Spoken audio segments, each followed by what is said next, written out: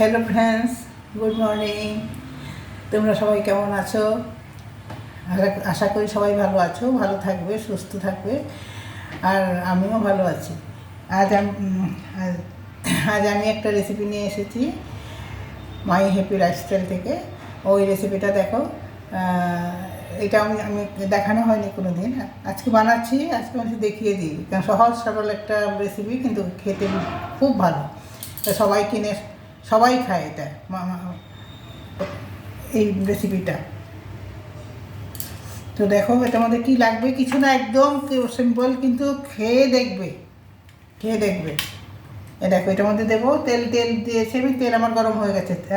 এই এই রেসিপিটাতে না কোনো ফোড়ন দিতে হবে না। ফোড়ন আমি ডাইরেক্ট এই আলু কেটে রেখেছি, এটা লম্বা লম্বা করে কেটে রেখেছি, এই এই আলুটা ছেড়ে দেবো।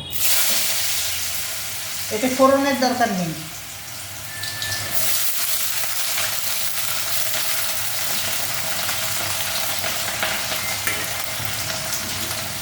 আলুটা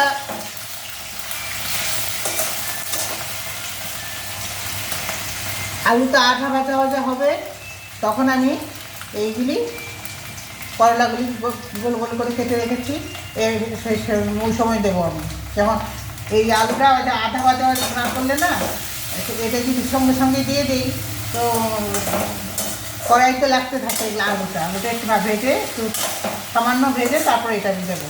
আর এটার সঙ্গে দেবো এই দুটো কাঁচা লঙ্কা। এই দুটো কাঁচা লঙ্কা না ভাজা ভাজা হয়ে যাবে, খেতে খুব ভালো লাগে এটা খাওয়ার সময়, ভাজা ভাজা হয় লঙ্কাগুলি। আর এই দেখো, এই জিনিস দিয়ে আমি বানাচ্ছি। আমি তো আমার মতোই বানাই, সবসময় বলি।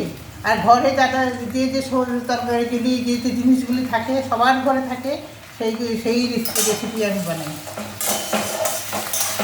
আমারটা দেখে একবার করে একটু ভাজা ভাজা হবে।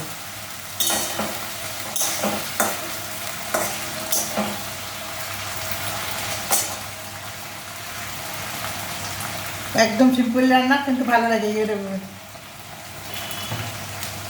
এটা খেতে খুব ভালো লাগে। এখন আমি এইগুলি, এই লঙ্কাগুলি দিয়ে দিচ্ছি, ভাজা ভাজা হয়ে যাবে।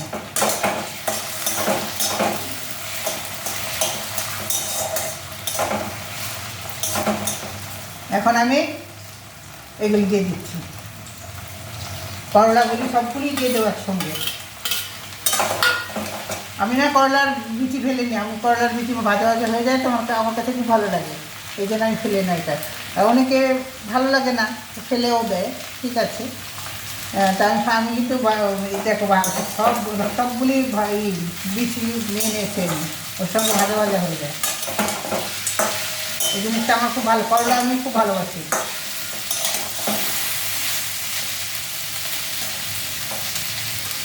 একটু তেল দিয়ে দিলাম আরও।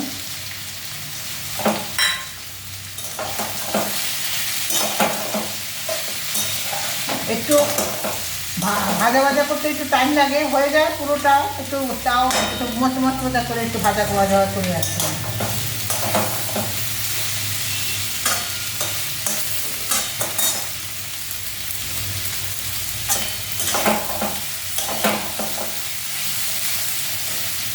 এইটা রান্না করে খেয়ে দেখবেন কেমন লাগে। কোনো ফোড়ন দেবেন না, খালি এইরকম করে করবেন। আমি যে বললাম খুব ভালো লাগবে। যারা করলা ভালোবাসে, কোনো মানে ভালোবাসে না করলা, তাদের জন্য আলাদা। তা যারা ভালোবাসে তারা এইটা দেখো ভালো করে।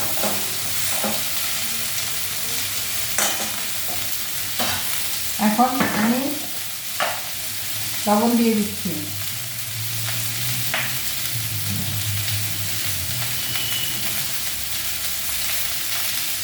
আন্দাজ মতো লবণ দিয়ে দিচ্ছি।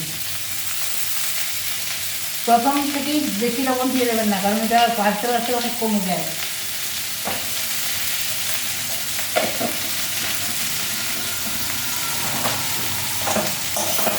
নুনটা মিশিয়ে দিচ্ছি।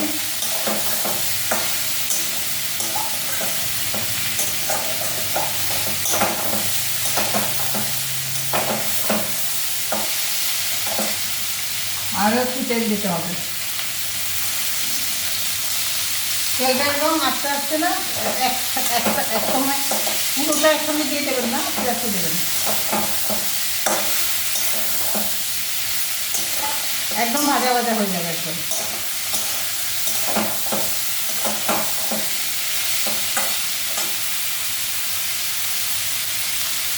হলুদ দিয়ে দিলাম,